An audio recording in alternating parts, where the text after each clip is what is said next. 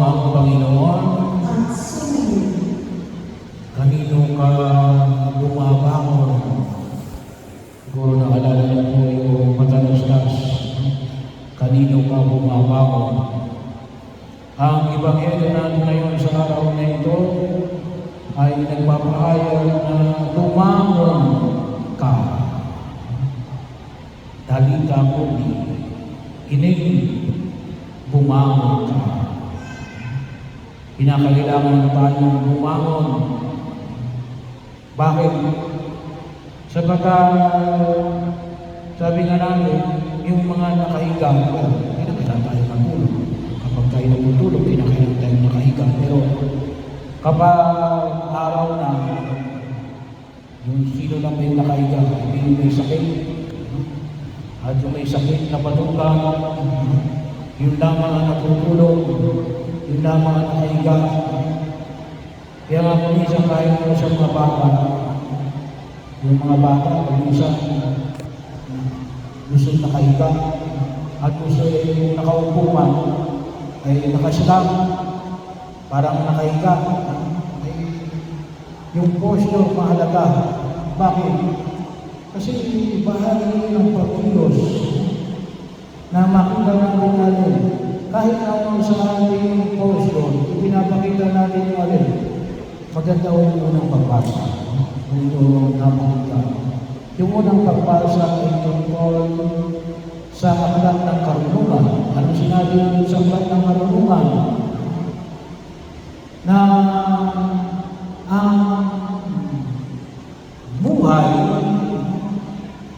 ang buhay ay salamin ng Diyos. Ang kamatayan ay ang pagpasok ng demonyo sa kasaysayan ng tao. Bakit? Pinapasok ang tao. Natukso ang tao. Nagkasala ang tao. Bahagi yun. Kaya, ano yung kapag sinabi natin kamatayan? Yung mga namamatay nakahiga. Kaya nga, ano sabi kay Jesus, bumangon ka. Tandaan yung pagbangon ng alin na Diyos, presensya ng Diyos. Sumasalamin sa pagkilos ng Diyos. Kaya ano ang tulong na Jesus? Ang tulong na Jesus ay buhay. Buhay na ganang pagkasiya-siya. At buhay na walang hanggan. Kaya ano sabi, ako ang buhay. Kabaliktaran ng kamatayan na siya kinanahanan ng kasamaan at kasamaan. Kaya kinakailangan makita natin ulit yung pagbangon. Kasi yung pagbangon na yan ay tanda na tayong buhay. At hindi lang basta buhay. Naalala ko talaga sa mga professor na sinabi, how are you? Kasi German. Sabi niya ay, kung gusto niya palagi sa contrary, alive and kicking. Yun ang kanya gusto pakita. Naalala na buhay, kaya tayo magpasalamat palagi sa biyaya ng buhay na pinagkakaroon ng Diyos. At ang bawat buhay ay tanda ng pagkilos ng Diyos sa buhay natin. At sa natin ay magkakalahayan ko, sa ating pagbangon. Kinakailangan tayong bumangon. Marami tayong dapat na ipahayag ang ating pagbangon. Maging ito man sa ating kahirapan, sa gitna ng ating kalungkutan, sa gitna ng kasalanan, ay kinakailangan tayong bumangon. Pagkakataon na kung saan nakita namin, kinakailangan natin lumago, kumilos, gumalaw, at higit na natin, maipawatig natin na tayo ay mga buhay sa ating gawain sa buhay. Hindi lamang sa tagal, sabi na, hindi tayo gumagawa ng kasamaan. Ngunit na rin, kumilos tayo. Gumagawa tayo ng mga mabuting gawain. So, ibig sabihin, yung wala kang ginagawa, para ka pa rin matay. Kaya yung amin ay pinamanig ng Jose, bumangon ka. Bumangon ka. Pangalawa, bahaya rin ay pinapamanig ng Pumuli Kapal, yung pagbangon na yun. Yung pagbangon na makita natin sa alin, sa pagtulong sa kapwa. Pagkakataon, tayo po yung nagpapasalamat dahil may programa ang gobyerno ng 40s at saka yung tupad.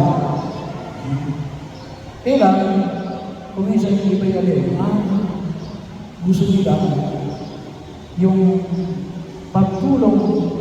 pagtulong ng gobyerno, gusto nila, palagi na lang silang tutulungan. Parang walang naitulong ng gobyerno. Bakit? Gusto nila sila ay matulungan. Sabi nila, pato, binibigyan ng gobyerno kahit na mayroon na. Pero mali yung mentalidad. Yung mentalidad ng programa ng gobyerno, yung tupad, at saka yung 40s, at kahit na po yung programa ng simbahan o ng sino mang programa sa pagtulong, yung pong ating second collection mamaya ay St. Peter's Parish, no? Kasi kahapon ay nagdiwag tayo ng kapistahan San Pedro y San Pablo. Yung St. Peter Pen, pinapadala natin sa Roma. At yun din po ay pinagamit sa mga charity work ng ating Papa. So mayroon din tayong mga charity works. Pero bakit pa tayo tinutulungan? Hindi para ikaw ay tulungan habang buhay. Hindi yung nakakalamang habang buhay. Eh kung isa, iba, tapos na yung mga anak, gusto pa rin maging miyembro ng tupad. Eh walang naitulong sa iyo. Gobyerno, bakit? Hindi ka bumangon eh. Hindi ka umangon. Kaya nga maganda yung sabi ng English yung salitang bumangon. Anong salitang ito? Arise, little child.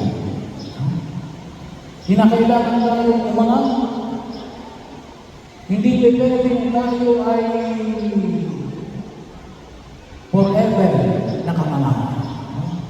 Magpasalamat tayo sa mga taong tumutulong sa atin.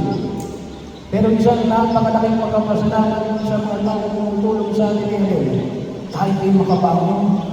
Kasi kaya tayo ay natulungan para tayo makabangon. Hindi yung tinulungan tayo maging tapat. Nakakalungkot. Kasi yun ang parang nangyayari sa programa ng gobyerno. Tinutulungan na lang yung iba natin. Maging tupad forever. Maging PP, 40s forever. Mali, no? Dapat dumating ang pagkakataon, mahina ako ngayon, tinutulungan ako ng gobyerno o ng sino man, babangon ako. Kaya tayo tinutulungan ay para tayo lumayan. At bahagi inunawa na magpaalala sa atin, tayo mga tumutulong. Na alin, na ipaalala namin din sa ating mga tumutulungan, na alin, ngayon tinutulungan kita, pero dapat ikaw din ay bumangon. Kasi baka sa pagtulong natin, ang naitulong lang natin ay alin, maging tamad sila. Hindi na sila nakabangon sa kanilang pagkalungkot, sa kanilang kahirapan, sa kanilang kasalanan.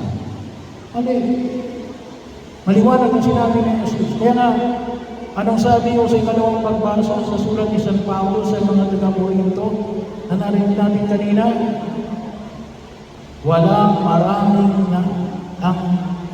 May maraming na ipon at may kakaunting na ipon.